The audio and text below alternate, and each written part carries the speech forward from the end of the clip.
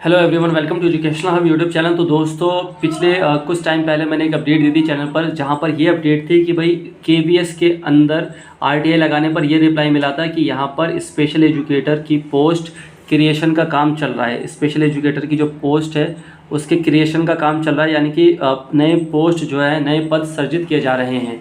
तो इसके रिगार्डिंग क्या अपडेट है मैं आपको बता दूँ।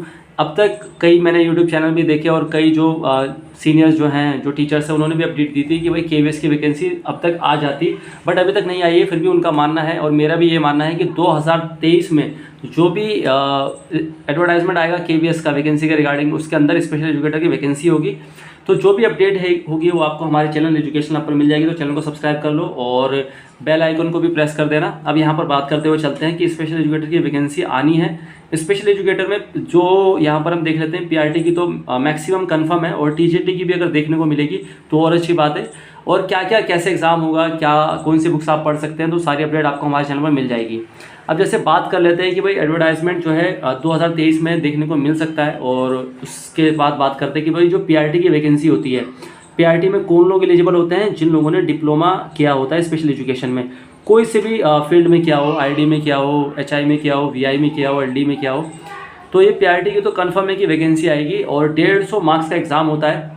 तो इसमें हिंदी, इंग्लिश, मैथ, रीजनिंग होती है। वो पैटर्न मैं आपको दोबारा बता दूंगा। मगर जो 150 मार्क्स का पेपर होता है उसका वेटेज मिलता है आपको सिर्फ 85%, यानी कि 85% उसका वेटेज मिल जाता है। और उसके बाद आपका जो इंटरव्यू होता है उसका वेटेज मिलता है आपको 15%, यानी कि दोनों का मिलाकर आपका सिलेक्शन होता है। ये दोनों हो जाते हैं 100%। उसमें से जो भी आपके मार्क्स आएंगे उसके बेस पर मेरिट लगेगी और आपका जब सिलेक्शन होता है केंद्रीय विद्यालय में।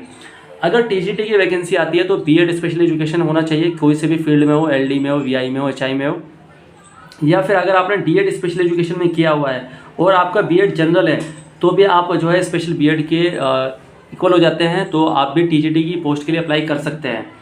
अब जो दोस्तों इंटरव्यू होता है उसमें क्या क्या देखा जाता है वो मैं बता दूं। जिन लोगों ने केवीएस में जो कॉन्ट्रेक्चुअल वैकेंसी आती है, अगर उसके लिए भी इंटरव्यू दिया तो वो भी थोड़ा बहुत समझ गए होंगे। टीचिंग स्किल्स देखी जाती है कि आप कैसा पढ़ाते हैं। क्रिएटिविटी देखी जा सकती है कि आप क्या क्या नई चीज़ें क्रिएटिव सोच सकते हैं। जीके आपकी कितनी अच्छी है, जीके के कुछ क्वेश्चन पूछ लेते हैं कि वहाँ पर क्या है, यहाँ पर क्या है, वो आपको अपडेट होनी चाहिए। यानी कि करंट अफेयर आपको पता होना चाहिए कि वर्तमान में क्या चल रहा है। और सब्जेक्ट टीचिंग कमांड, यानी कि अगर आप किसी स्पेसिफिक सब्जेक्ट को वो पढ़ाने को देते हैं, जैसे उन्होंने ईवीएस पढ़ाने को आपको दिया इंटरव्यू में, तो आप उसको किस तरह से पढ़ाते हैं, यानी कि आपकी कमांड क्या है। तो ये सब चीज़ें हैं। एजुकेशनल हब चैनल जो है वो स्पेशल एजुकेशन का है सबसे नंबर 1 कह लो, क्योंकि अभी तक जितने सब्सक्राइबर हमारे हैं या जितनी रीच हमारी है अभी तक किसी की नहीं है। तो इसी पर आपको सारी अपडेट आपको मिल जाएगी। तो चैनल को सब्सक्राइब ज़रूर कर लो। अब ये जो है ये सेंट्रल लेवल की जॉब है। जैसे कि अगर हम बात करते हैं एमसीडी और डीओई, ये एक तरह से स्टेट लेवल की जॉब हो जाती है। बट केवीएस की जो जॉब है वो सेंट्रल लेवल की होती है, यानी कि केंद्रीय कर्मचारी में आप शामिल हो जाते हैं। जब केवीएस में आप जॉब करते हैं तो आपका जो ट्रांसफ़र है वो कहीं भी इंडिया के किसी भी स्टेट में हो जाता है। ये पहले मैं आपको क्लियर कर दूं। एमसीडी में क्या होता है कि सिर्फ दिल्ली में कहीं पर आपका सिलेक्शन होगा। अगर आप बिहार बोर्ड में आपकी भर्ती होती है तो बिहार में आपका जो है ट्रांसफ़र होगा। बट केवीएस में ये होता है कि आप जम्मू कश्मीर में भी आपका ट्रांसफ़र हो सकता है, आपका लेह लद्दाख में भी हो सकता है, आपका तमिलनाडु में भी हो सकता है, आपका गुजरात में भी हो सकता है। सैलरी कितनी रहती है? सैलरी इसकी इक्वल रहती है एमसीडी और डीओई की, थोड़ा बहुत राउंड फिगर में रहती है। थोड़ा 2-3 हज़ार आगे कर लो या 2-3 हज़ार पीछे कर लो, इतना ही फ़र्क रहता है। ठीक है। और इसके अंदर जो है सबसे ज़रूरी है केवीएस के अंदर, एक तो पैशनेट होना चाहिए बंदा, रिस्पॉन्सिबल होना चाहिए और क्रिएटिव होना चाहिए। क्योंकि केवीएस के अंदर काफ़ी काम होता है। जो टीचर्स होते हैं उन पर काफ़ी लोड होता है और कुछ नया क्रिएटिव करते रहना होता है हमेशा। और कुछ रिस्पॉन्सिबिलिटीज़ ऐसी होती है जो निभानी बहुत ज़रूरी रहती है। तो थोड़ा सा यहाँ पर मतलब एक्टिव रहना पड़ता है आपको। वैसे तो हर डिपार्टमेंट में एक्टिव रहना पड़ता है, बट केवीएस में थोड़ा सा आपको और ज़्यादा रहना पड़ता है।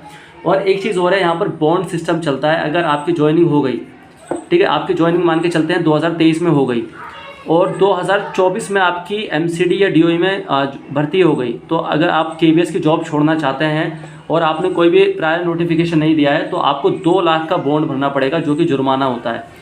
तो if you resign before 2 years then you have to pay a bond of 2 lakh rupees. और ये जो 2 साल इसलिए क्योंकि 2 साल का प्रोबेशन पीरियड होता है। हाँ, अगर आप प्रायर इन्फॉर्मेशन दे देते हैं, सारी चीज़ें फॉर्मेलिटीज़ से करते हैं, तो आप इस बॉन्ड से बच जाते हैं। ठीक है ना। अगर आप सारी इन्फॉर्मेशन डिपार्टमेंट को टाइम टू टाइम दे देते हैं कि भाई मैं इसके लिए मैंने अप्लाई किया हुआ है, अगर मेरी हो जाती है तो आप इस बॉन्ड से बच जाते हैं। तो ये केवीएस के रिगार्डिंग है। केवीएस की जैसे भी अपडेट आएगी मैं आपको चैनल पर सबसे पहले दे दूंगा। तो जो भी अपडेट है आपको हमारे चैनल पर मिल जाएगी। तो चैनल को सब्सक्राइब करो। Thank you all of you. Keep watching, keep loving, keep supporting education of YouTube channel. Thank you.